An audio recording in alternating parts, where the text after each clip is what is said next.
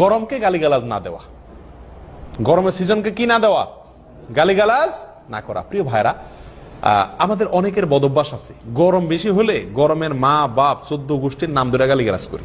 নবী সাল্লাল্লাহু আলাইহি সাল্লাম থেকে আব্দুল্লাহ ইবনে আব্বাস রাদিয়াল্লাহু তাআলা বর্ণনা করেছেন, সুনান তিরমিজিতে বিশুদ্ধ সূত্রে বর্ণিত হয়েছে যে নবী সাল্লাল্লাহু আলাইহি ওয়াসাল্লাম ইরশাদ করেছেন, ইন্নাহু মান লাআনা শাইআন লাইসা লাহু বিআহলিন রাজাআতিল লা'নাতু আলাইহি। যদি কেউ এমন কোন বস্তুকে লানত দেয়, গালি দেয়, অভিশাপ দেয়, বদদোয়া দেয়, যেই বস্তু আসলে গালি পড়ার মতো বস্তু না। একটা ইট গরম, গরমের গায়ে তো আর গালি পড়বে না।